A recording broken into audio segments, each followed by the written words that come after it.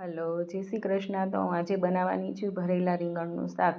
તો એના માટે મેં બધા ઇન્ગ્રીડિયન્ટ્સ લઈ લીધા છે અને આ છે રીંગણ. એના મેં થોડા થોડા ડીટિયા રાખીને આ રીતે કટ કરી લીધા છે. તો હવે રીંગણ ભરવા માટે આપણે એક મસાલો બનાવીશું.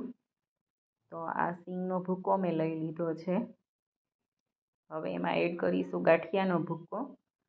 પછી એમાં નાખવાનું છે સમારેલું ઝીણું લીલું લસણ. પછી એમાં સમારેલા ઝીણા ટામેટાં નાખવાના છે. હવે આપણે એમાં એડ કરીશું સમારેલા લીલા ધાણા. પછી આપણે એમાં નાખીશું લસણની ચટણી. હવે આપણે એમાં નાખીશું ગોળ. ગોળ નાખ્યા પછી આપણે સ્વાદ મુજબ મીઠું એડ કરવાનું છે એમાં. પછી આપણે ધાણા જીરું પાવડર નાખવાનો છે. પછી એમાં તેલ નાખી ને બધી વસ્તુને આપણે બરાબર મિક્સ કરી દેવાની છે. તો તમે જોઈ શકો છો બધી વસ્તુ મિક્સ થઈને આપણો કલરફુલ મસાલો રેડી છે.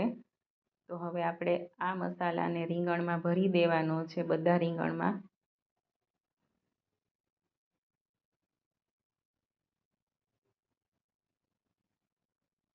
તો મસાલો ભરાઈને આપણા રીંગણ રેડી છે. હવે આપણે એક પેનમાં તેલ એડ કરી દેવાનું છે. એને ગેસ પર ગરમ કરવા મૂકી દેવાનું છે. તેલ ગરમ થાય એટલે એમાં આપણે રાઈ એડ કરવાની છે. રાઈ તતડે એટલે આપણે એમાં જીરું એડ કરવાનું છે. જીરું તતડે એટલે આપણે એમાં સૂકું લાલ મરચું એડ કરવાનું છે. પછી આપણે એમાં ભરેલા રીંગણ એડ કરવાના છે. પછી આપણે બધું બરાબર હલાવી લેવાનું છે એકવાર. અને આ શાક હું પેનમાં જ બનાવું છું. કુકર કરતાં પેનમાં વધારે મીઠું બને છે આ શાક. પછી એના પર આપણે ડીશ ઢાંકી દેવાની છે અને એને ડીશ ઉપર પાણી એડ કરવાનું છે આપણે. અત્યારે રીંગણમાં પાણી એડ નથી કરવાનું, આપણે પાછળથી નાખીશું. પછી હું એના ઉપર ક્રશ કરેલી લીલી તુવેર નાખીશ. પછી ફરીથી એને ઢાંકીને ચડવા દઈશ. પછી આપણે એકવાર શાક ચેક કરી લેવાનું છે. તો આપણા રીંગણ મસ્ત ચડી ગયા છે. હવે આપણે એમાં ગરમ કરેલું ડીશ પર પાણી હતું એ એડ કરવાનું છે.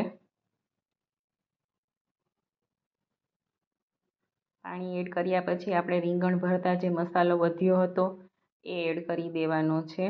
મસાલો એડ કર્યા પછી આપણે ફરીથી શાક પર ડીશ ઢાંકીને 5 મિનિટ ચડવા દેવાનું છે એને. અને ફરીથી ડીશ પર પાણી એડ કરવાનું છે જેથી કરીને રીંગણ નીચે બેસે નહીં. પછી આપણે 5 મિનિટ પછી તમે જોઈ શકો છો આપણું શાક મસ્ત ચડી ગયું છે, કલરફુલ એકદમ. એને હલાવી લેવાનું છે. હું આ શાક આપણા બેઝિક મસાલાથી જ બનાવું છું. આમાં કોઈ ગરમ મસાલો એડ નથી કરતી. અને આ શાક નાનાથી લઈને મોટા બધાને ભાવશે. તો તૈયાર છે આપણું ભરેલા રીંગણનું શાક.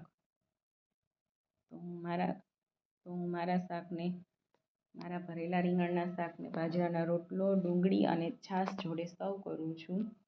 તો તમને મારી રેસીપી કેવી લાગી મને કોમેન્ટ કરજો.